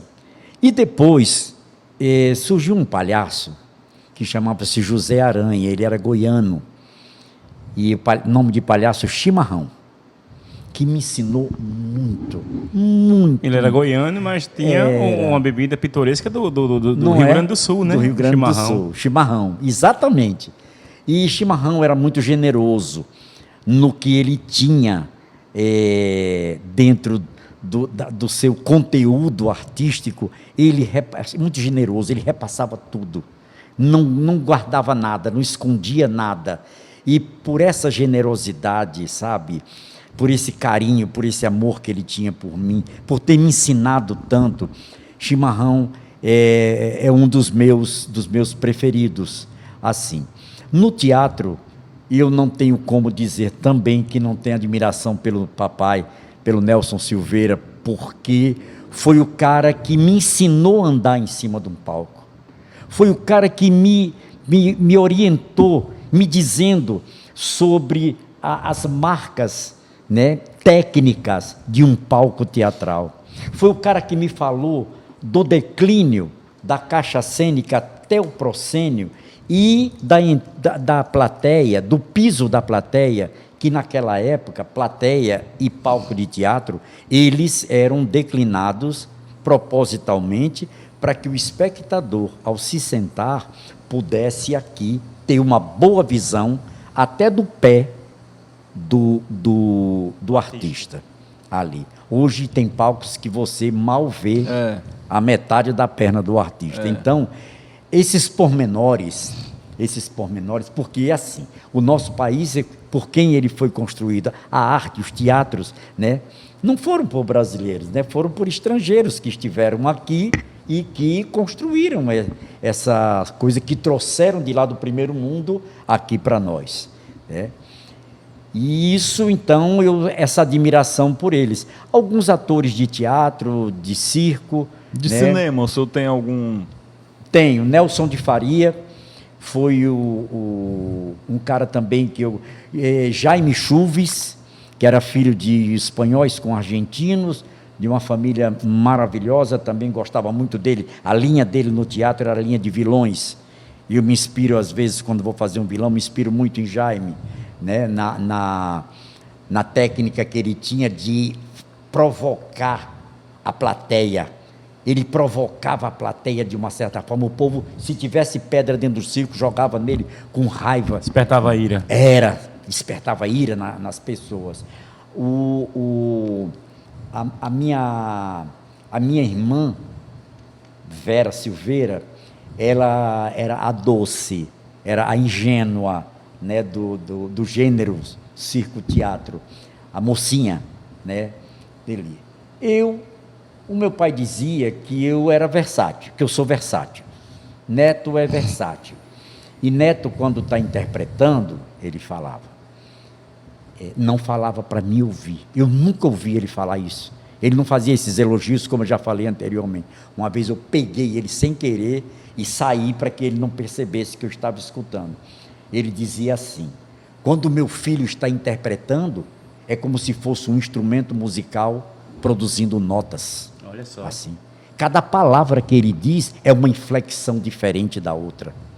Porque a gente decora um texto, mas quando entende a intenção do texto, a gente precisa inflexionar essas palavras. Como você fez muito bem quando... Na entonação e na representação da... Eu corri um pouquinho, e por causa do tempo. Ele realmente é um poema, ele é muito longo, né? E aí, vocês observaram que tem 3 personagens que falam, então a gente procura viver um pouquinho disso. Mas quando eu tenho um tempo, eu vivo ele um pouco mais, né? E eu tenho programado uma exposição para fazer dos meus 42 personagens que eu criei no teatro. Só 42? 42 que eu criei. O repertório de um circo que eu trabalhei em São Paulo, chamado Circo Teatro Tubinho, tem 123 peças montadas, entre comédias, dramas, melodramas, chanchadas, né? As chanchadas são aquelas comédias do palhaço sem texto, né? Aquelas bem... Ela ainda existe? Existe. É o que eu faço no Circo Teatro Biribinha, é o que eu faço, são as chanchadas. Elas não têm texto escrito, elas têm é como comédia dell'arte, tem uma situação. Os personagens são fixos dentro, tem um velho, tem a filha do velho, tem o empregado da casa, que sempre é o palhaço, né? E existe a situação. Então a gente trabalha muito de improviso ali. E isso, dependendo da resposta da plateia, né? Então é a comédia de orelhada, né? Um fala e provoca no outro personagem, e sempre nós temos né? Já uma preparação, mas a plateia provoca muito também. E eu gosto muito disso, dessa provocação. Você assistiu o Coringa? O novo filme do Coringa? Assisti. Com Joaquin Phoenix? Eu acho que... Chamam ele de Joker, né? Eita, rapaz, eu fui para o cinema e parece que Celiana com as crianças entraram para assistir, com Júlio para assistir o Coringa, e eu parece que tive um compromisso e fiquei de fora, e não fui, perdi a chance de assistir. Estou tentando ver agora o que faço para alocar, sei lá, alguma coisa assim, né, para assistir em casa, né? Assisti muito filme agora nessa pandemia, mas o Coringa não assisti, mas ele é bem tenso. Né? Ele realmente é um drama bem sem flexão nenhuma. Jogado assim, como é a vida do palhaço, como se deu a vida dele, todo o sofrimento que ele passou, a incompreensão, a falta de amor de pai, a falta de amor de mãe, a ausência de pai, enfim, ele é um contexto que realmente vale a pena ser assistido, e se eu colocar até no YouTube, inclusive, tem como assistir, não precisa nem locar ele, não. Colocando, né? No YouTube, você já encontra. Pronto. Tem no YouTube? Olha só que legal. legal. No YouTube você encontra ele. Obrigado. Tem ele, assim. Tem uma parte dessa entrevista, né, que a gente faz, é um resumo final, mas a gente faz um bate-bola. São umas perguntas... Eu imaginei que vocês fossem fazer isso. São umas perguntas que eu quero que o senhor traga a mais real definição delas, entendeu? Porque são perguntas profundas. E eu vou tomar a liberdade de começar. Eu acho que ele já tá frio. Substitua nesse outro copo por um café quente. Esse daí já esfriou. e eu vou iniciá-la, né? A primeira pergunta que eu lhe faço é: o palhaço traz dentro de si qual sentimento? O da tristeza embutida na pintura ou no da alegria do cansaço da jornada? Da alegria, do cansaço da jornada, com certeza. Na pintura, ela esconde, né? Ela está de frente, ali é só para disfarçar, Quem é o mais real hoje na sua vida? O Biribinha ou o Teófane Silveira? O Biribinha. O Biribinha, ele passou a ser real a partir do momento da primeira apresentação dele e ficará para sempre aqui. Teófanes é um gigolô do Biribinha. Vive às custas dele, de tudo que o Teófanes tem, viu? Ele depende única e exclusivamente do Biribinha. Por isso que eu digo que o Teófanes... Mas não é um gigolô amoral. Não, absolutamente. Mas vive às custas dele, viu? Com certeza, sempre viveu. Se não tivesse sido o Biribinha, o palhaço, o circense, o que seria? Eu seria médico. Eu seria médico, com certeza. Eu, quando fui terminando o curso ginasial... Se disser que é médico, todo mundo acredita. Tem um jeito de médico. Quando eu fui terminando o curso ginasial, eu comecei a colecionar, naquela época, medicina e saúde, né? Os almanaques. Os almanaques. E aí eu pegava aqueles coisas e mandava juntar tudo, Encadernar. E encadernar. E tinha, até hoje eu tenho. Até porque, numa numerologia e uma regressão que eu fiz, eu fui curandeiro com ervas medicinais na Sicília, na Itália, né? No ano 900. E eu tenho assim uma verdadeira paixão pela Itália, né? De falar italiano, né? Tanto que eu fiz um espetáculo que eu era um maestro, eu fingia ser um maestro, né? Eu tive que fazer 45 aulas de italiano para pegar um pouco de sotaque de italiano misturado com português. Roberto Bellini de Arapiraca. Que ele tem muitos anos, né, que ele mora no Brasil. Então ele falava que eu era um violinista come Toscanini, né? Questo violino è un violino Guadagnini. Canta, ride, capisci? La vita è la musica è la vita, né? La vita è la melodia della fraternità umana, del cuore, sabe? La vita è la musica è la vita, la vita è la musica, la musica è la vita. Então eu qualquer viu? Eu amava As mesmas expressões de Roberto Bellini. As mesmas expressões. E assim, então eu fui curandeiro lá. Amo. Toda noite eu bebo chá antes de dormir. Eu gosto de plantas, eu gosto de ver a planta nascer, eu gosto de, sabe? Eu estou apaixonado em ver um pé de chuchu, um chuchu que eu botei numas coisinhas lá em casa, ele já está se enrolando todo assim, né? Eu gosto muito disso aí. Então eu seria um médico. Seria um médico porque, como eu não fui um médico, né? Patologista, enfim, eu sou o doutor da alegria. Muito bem. O que gostaria de ter feito e não fez? Tudo que eu quis fazer, eu fiz. Eu não teve nada assim, eu nunca procurei o impossível, sabe? Nunca. Eu acho que não está ao alcance de nós o impossível. Então, não sou muito vaidoso, sou com minha profissão, sou com meu palhaço. Meu palhaço tem roupas lindas, maravilhosas. Eu nem sei porque eu vim tão arrumado para aquilo. Você veste melhor do que o senhor? O palhaço? Com certeza, e deve estar mais bem vestido do que eu, sabe? Eu acho que as minhas vestes, elas não estão externamente, eu não posso demonstrar externamente quem eu sou. Eu tenho que demonstrar o que eu sou fazendo, sendo, praticando, sabe? Na roupa não vai de forma alguma, né? Eu sei que o mundo respeita quem se veste bem, mas na minha concepção, né, a minha ação, eu prefiro agir, eu prefiro ser, eu prefiro fazer do que ter. Muitas vezes ter, porque é muito diferente, né? Você ter uma roupa bonita e não ser realmente o que é a tua roupa que tu tem, está demonstrando ali externamente, né? Adoro brechó. Adoro brechó. Essa camisa é linda, né? Eu adorei essa camisa. Comprei num brechó, adoro ir para um brechó. É bom pra caramba, tem cada coisa linda num brechó. Nunca busquei marcas, nunca. Não gosto, né? Acho até que é desperdício gastar tanto dinheiro assim. Eu acho que tem outras coisas mais importantes para fazer. Tem um bocado de gente preocupada aí com a independência do Brasil para comemorar. Eu estou comemorando a independência do Brasil desde que eu nasci, eu comemoro dia 7 de setembro, sabe? E liberdade de expressão é para todo mundo. Cada um se expressa da forma que achar melhor. Não sou de estar debatendo isso, debatendo aquilo, ficar em rede social, enchendo o saco dos outros me enchendo o saco. Não. Cada um né, faz do jeito que acha bom. Por isso que eu faço do jeito que eu gosto. Né?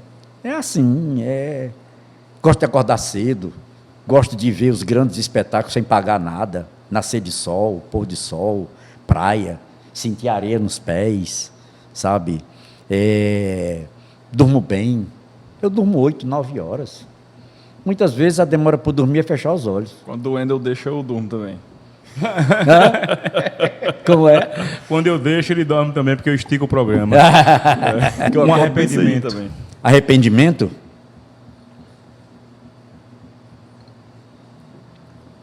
Arrependimento. Cara, nenhum. Em 70 anos de estrada, nenhum arrependimento, isso é muito bom. Muito bom. Eu me arrependo só de uma coisa, de não ter aprendido a dirigir mais jovem. Porque quando jovem eu dizia, dirigir para quê? No circo tinha muitos carros. Aí tem tanta gente aí que dirige, para que eu vou dirigir, né? Até que chegou um momento que eu tive necessidade de dirigir. Foi aqui em Arapiraca.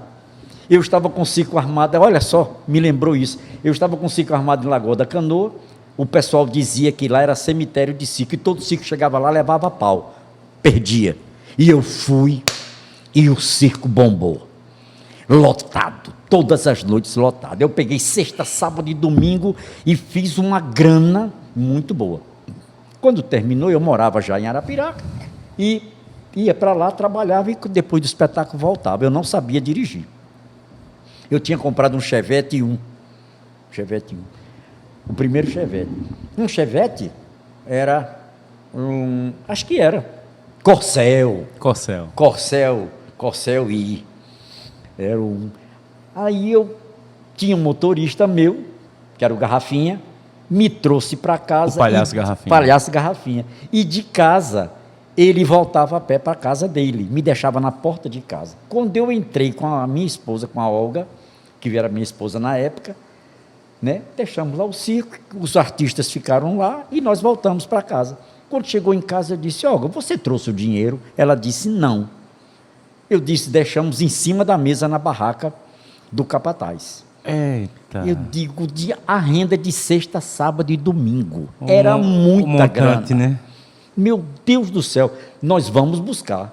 Ela disse, quem vai dirigir o carro? Eu disse, eu. Eu já tinha, assim, uma noção. Mas, cara, eu parei tanto. Eu tirava tanto o pé da embreagem, o carro parava tanto. Apagava o fogo, botava a marcha errada, viu? Mas cheguei lá. Quando eu cheguei lá, o dinheiro estava no mesmo lugar. Graças a Deus. Aí, quando voltamos, já foi melhor. Já foi errando um pouco, passando de terceira para primeira. O dinheiro estava ali, estava feliz, né? O dinheiro estava ali. E dali, então, eu senti que não podia mais. Então, só foi esse arrependimento. Foi de não ter aprendido a dirigir mais cedo. Né? Porque é importante saber dirigir, né? A maior tristeza. A maior tristeza? No dia 15 de julho de 1977, eu estava com o circo armado em Serra Talhada. Nossa, no Ceará. Pernambuco. Em Serra Talhada, terra de Lampião, que é de Riacho dos Navios, colada, né, com Serra Talhada. E eu já estava pintado de palhaço. O circo estava super lotado. Devia ser mais ou menos por volta de 20 horas. E nós todos estávamos numa tensão muito grande, porque o papai estava nas últimas. em Recife, no Hospital Evangélico da Torre. E Ele naquela não morreu época, em Arapiraca. não, ele queria morrer em Pernambuco. Ele amava Pernambuco. Foi enterrado lá também. Foi também. Aí ele disse, Neto, me leve para Recife. Aí eu mandei levar ele para Recife, ele foi, já no finalzinho. E nesse dia chegou, nessa hora que eu estou dizendo a vocês, faltando acho que 5 ou 10 minutos para começar o espetáculo, o povo já gritando, está na hora, e eu maquiado, vestido, a bengala, naquela época o Biribinha usava bengala, aqui, encostado na corda da lona do circo, assim, pensando nele lá. Aí chegou um emissário. Naquela época o telefone era coisa muito atrasada, né, há 44 anos atrás. Aí um cara chegou com um papelzinho. Tinha um posto telefônico nas cidades. E o cara chegou com um papel. Chegou aqui uma mensagem do Recife para a dona Expedita. Aí eu disse, pode entregar a minha, eu sou o filho dela. Aí quando eu abri, era o comunicado. O seu Nelson veio a óbito, assim, tal, está... o corpo se encontra no necrotério à disposição da família. E eu aqui, mamãe, quando veio de lá para cá, o Irã, meu irmão, eu aqui dobrei, coloquei no paletó de palhaço. Nossa. Aqui. Aí disse, que foi? Disse, uma notícia, papai não está muito legal, quando terminar o espetáculo nós vamos lá ver como é que ele está e tal. A mamãe disse, Neto, mas diga logo, não, é que chegou um telefonema, que ele não está muito bem. Terminar o espetáculo, eu vou com o Irã, vamos pegar o carro e vamos para Recife. Nós estávamos a 300 e poucos quilômetros do Recife, foi. Aí ele já tinha falecido, né? Aí eu chamei Irã, começa o espetáculo. Aí o Irã começou, só Deus sabe, né? Eu não falei para ninguém. Que momento esse, né? Esse foi o momento mais triste. Fizemos o espetáculo na íntegra e ao terminar o espetáculo, eu pedi que o povo não saísse. Eu digo, gente, por favor, vocês estão sabendo que o Nelson Silveira, o meu pai, não está muito legal, está no Recife, né? Serra Talhada, terra de mamãe, então a gente muito conhecido, muitos parentes ali, e eu quero informar vocês que ele veio a óbito, e o circo, a partir de agora eu decreto 3 dias de luto fechado, e só voltaremos às atividades normais na próxima terça-feira. Isso era domingo. Não, era sexta-feira, sexta, sábado, domingo, ia voltar deixava segunda para lá e na terça que voltava. Beleza.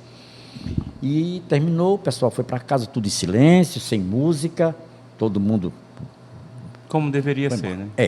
E aí esse foi realmente o momento mais triste da minha vida. Aí eu me senti nesse momento... Como eu posso dizer... Frágil. Sabia do cara que me deu... Nesse momento o palhaço é triste, né? O cara que me deu o ser. Aí quem me concebeu estava aqui do meu lado, com a cabecinha aqui, a mamãe. E eu fazia o quê? Dar força para todo mundo. E pedir a ele força, né? Para que eu continuasse aquilo que ele principiou. Então diante de todos, o circo caiu várias vezes, né? Pessoas outras, leão, machucou alguém, pegou e...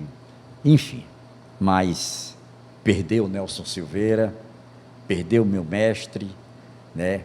Esse foi marcante, esse foi para sempre. A maior alegria? A maior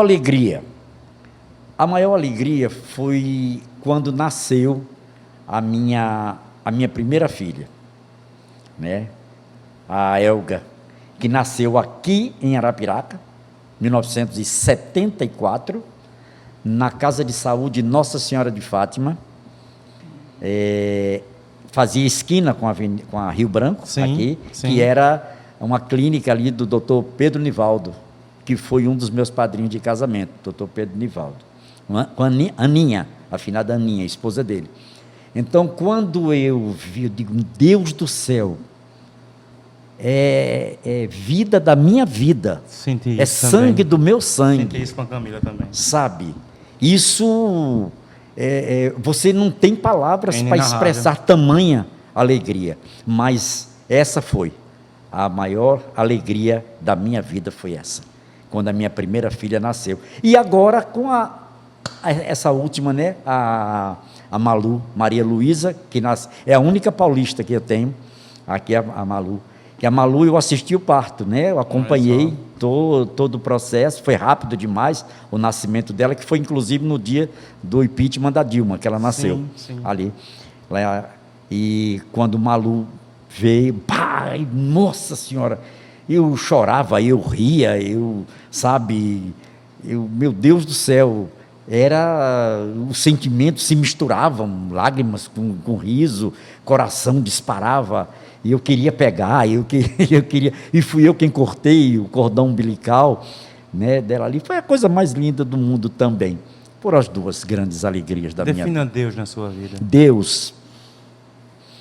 Deus, vou definir para você. Olha, o meu Deus, eu vou definir Deus com uma palavra. Tudo bem. Amor. Eu não sei como é que as pessoas conseguem fazer as coisas sem amor. Porque a partir do princípio que fazem sem amor, fazem sem Deus. Sabe? E eu tenho Deus sempre à dianteira das minhas coisas. Não sou muito não sou carola, não sou muito de frequentar, mas eu sou muito de acreditar que existe um ser único e verdadeiro a quem rendemos homenagens. Eu não sei o que seria de mim sem Deus. A última pergunta. Geralmente essa última pergunta que eu faço, né, Felipe? Eu pergunto fulano por fulano. Mas eu não posso fazer isso porque o senhor não é um só. Eu sou 2 em 1. 2 em 1.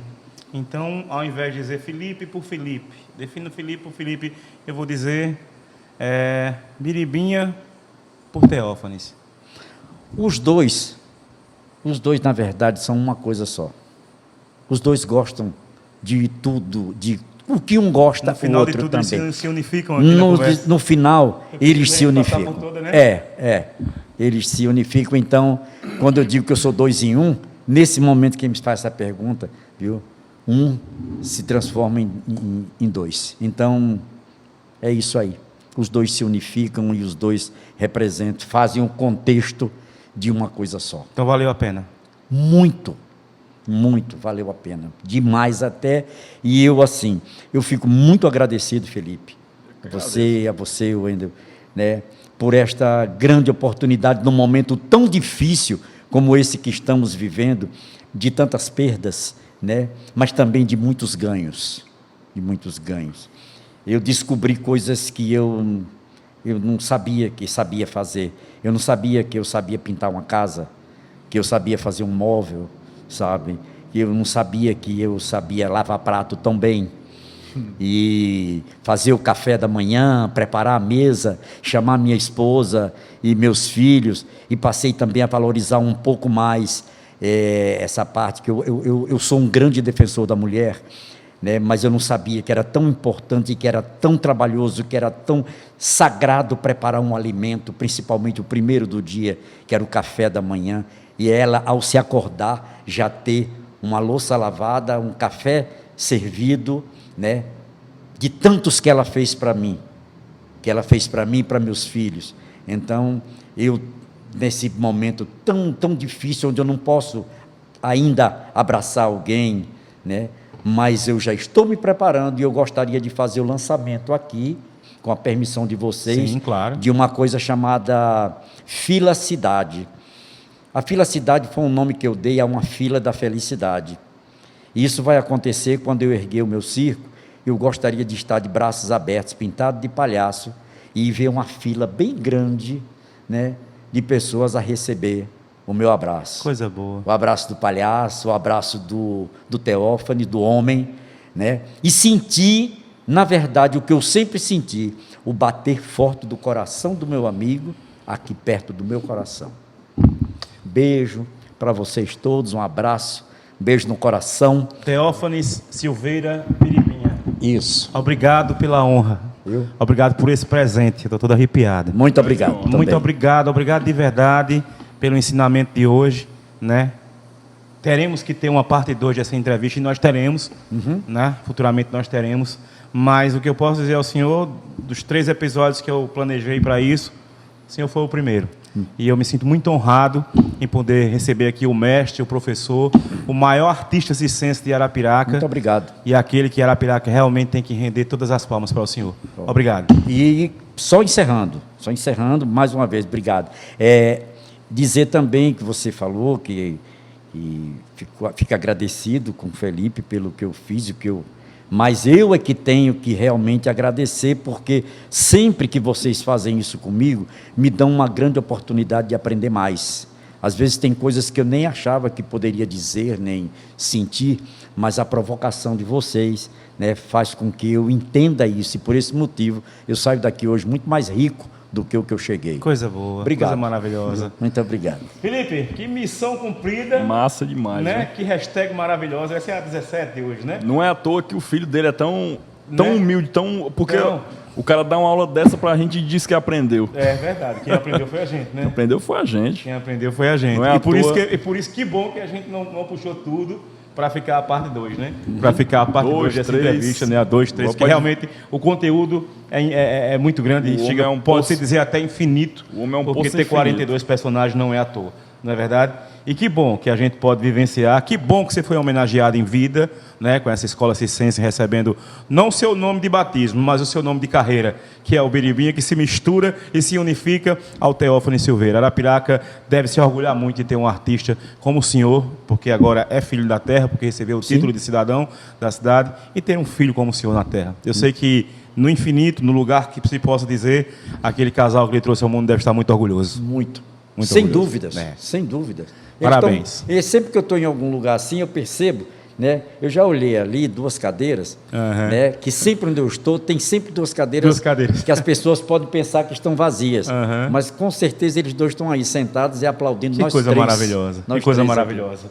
Eita, gente, o homem está arrepiando, arrepiou você pela primeira vez, né? Que coisa boa. Espero que você tenha a mesma felicidade, a mesma alegria ao assistir essa entrevista, como eu tive, de participar dela, de voltar 2 vezes, 2, 3 vezes da morte, e hoje poder estar fazendo essa coisa assim maravilhosa, que é falar sobre as pessoas, perguntar a ela o que é que sente, falar do seu conteúdo, da sua vida. Eu tenho certeza que tanto o Felipe como eu amamos demais fazer isso. O podcast, o Papa Milanesa, é uma coisa maravilhosa. E que coisa linda essa hashtag 17, com um dos maiores nomes do Nordeste, por que não dizer do nosso Brasil? O mestre Biribinha aqui com a gente nessa noite. Então você assista, compartilhe, curte. O que é que você pode fazer mais? Se inscreva, né? Faça tudo isso, porque realmente você vai ter. Eu sei que eu vou receber muitas respostas no direct, no WhatsApp, falando da maravilha que foi essa entrevista, tá certo? Tenha uma ótima noite, fique com Deus, porque com Ele eu vou, e quem anda com Deus nunca está sozinho. E nunca se esqueça, eu preciso muito de você. Valeu.